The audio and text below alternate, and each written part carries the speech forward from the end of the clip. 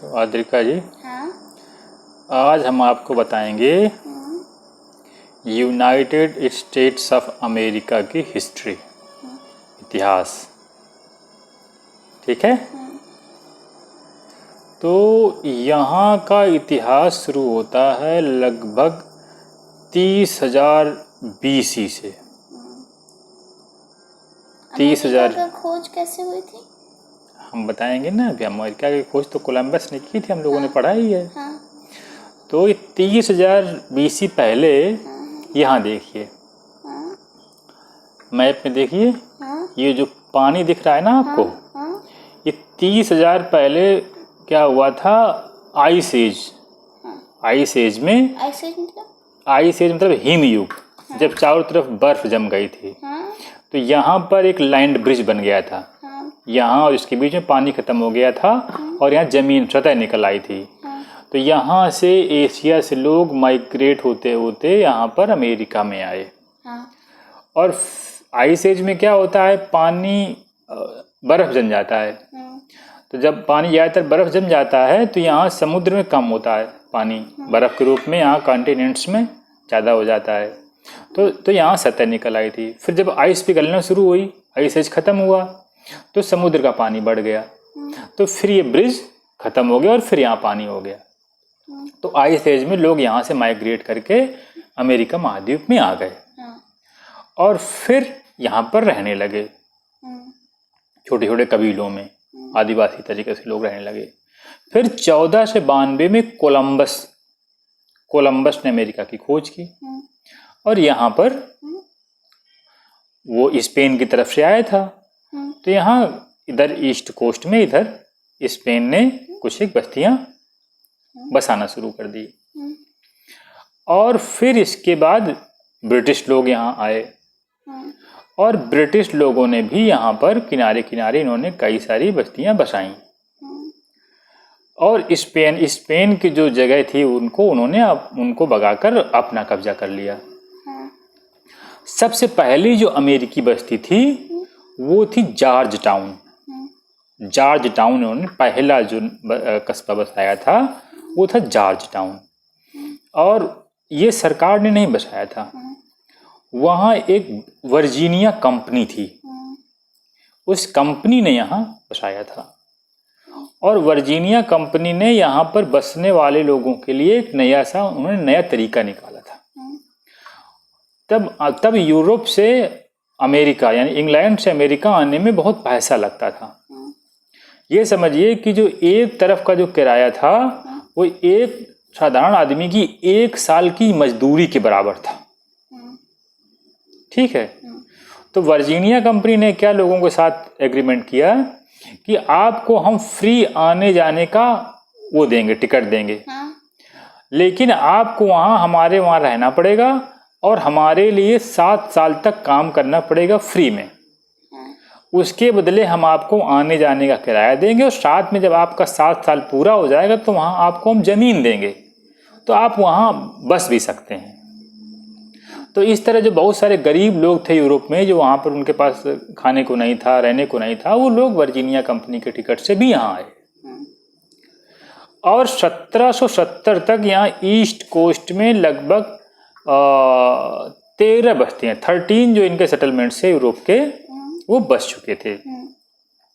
और इधर ये इस वाले एरिया में इधर ये फ्रांस ने अपना कब्जा कर रखा था काफ़ी कुछ, जो ये कनाडा से मिला हुआ है, अंदर का साइड है।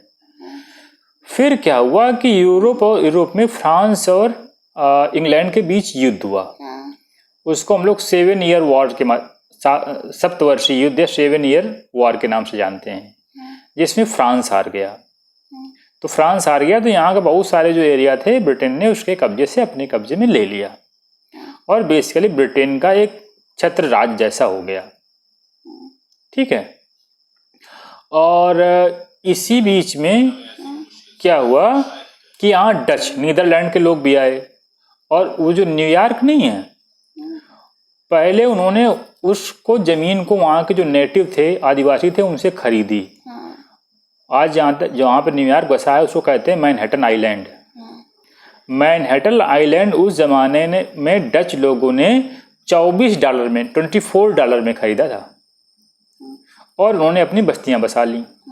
फिर ब्रिटिशर्स ने उनको हरा दिया और कब्जा कर लिया और उसका नाम रख दिया न्यूयॉर्क। लेकिन उन्होंने डच लोगों को भगाया नहीं, जो लोग जिनका जो काम करते थे, जो उनकी फैक्ट्रियां थी, उनको रहने दिया और उनको काम करने दिया। और इसके बाद जब 7 ईयर वॉर ख़त्म हुआ तो फिर क्या हुआ कि बहुत खर्चा हुआ था इंग्लैंड का, पैसा बहुत लग गया था उसमें, गरीब हो गया था। तो उन्होंने टैक्स लगाना शुरू किया। तो यहाँ पर जो भी कॉलोनीज थी इनके, चाय पे और सब तमाम उत्पाद थे, उस पर उन्होंने टैक्स लगा दिए राजा ने। तो टैक्स लगा दिया तो इन लोगों ने विरोध किया, जो यहाँ पर उनका सेटलमेंट थे। उन्होंने कहा कि हमें वोट देने का अधिकार तो है नहीं इंग्लैंड की संसद में, तो इंग्लैंड की संसद हमारे ऊपर टैक्स कैसे लगा सकती है। और इन्होंने एक नारा दिया, विदाउट रिप्रेजेंटेशन नो टैक्सेशन, यानी हमें जब तक वहाँ वोट देने का अधिकार नहीं मिलेगा तब तक हम यहाँ कोई टैक्स नहीं देंगे। और इन्होंने जो ब्रिटिश सामान था उसको बाइकाट करना शुरू कर दिया। और इन सब लोगों ने राजा को पत्र लिखा कि हमारी ये मांगे मानी जाएं और टैक्स ख़त्म किया जाए।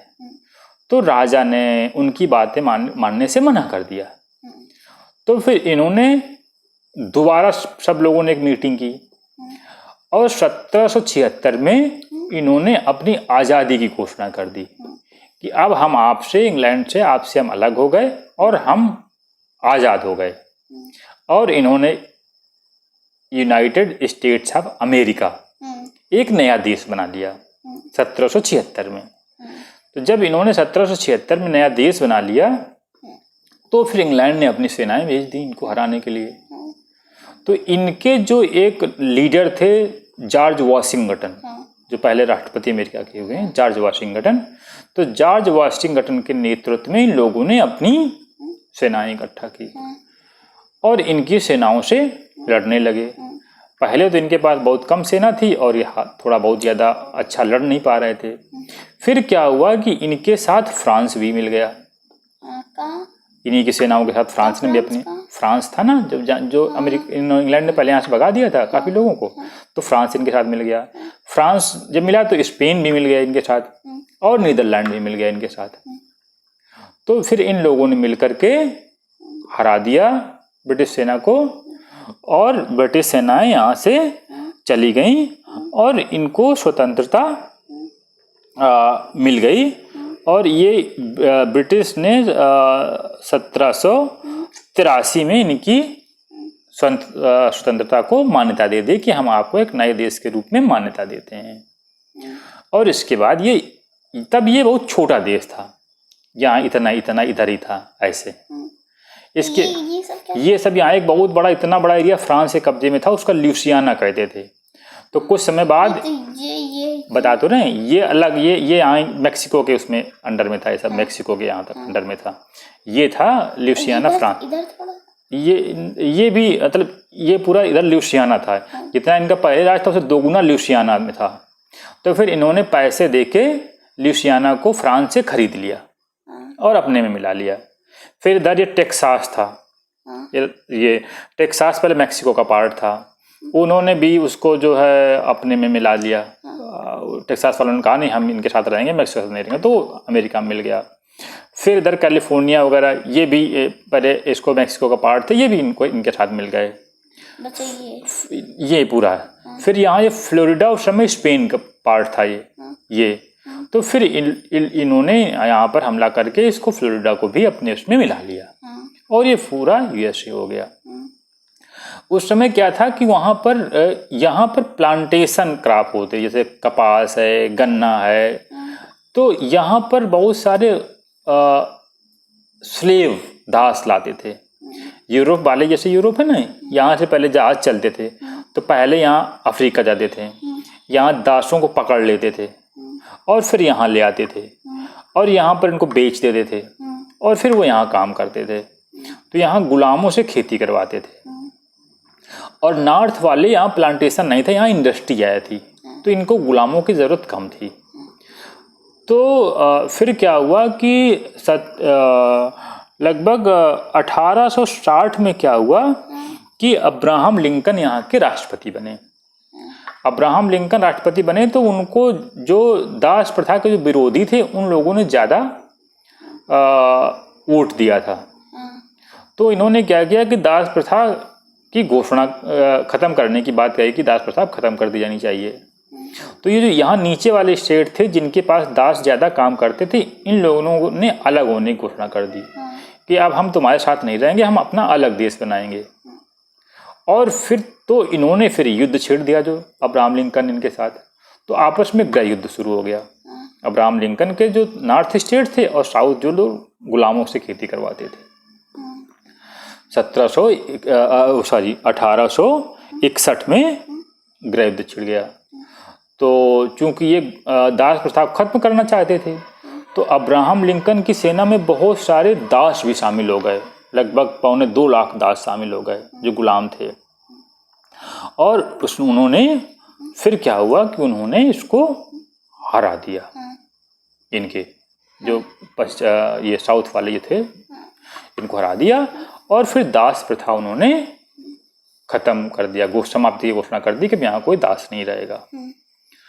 और फिर जब ये दोनों दास प्रथा की घोषणा कर दी तो एक लोग थे जो दास प्रथा का समर्थन करते थे।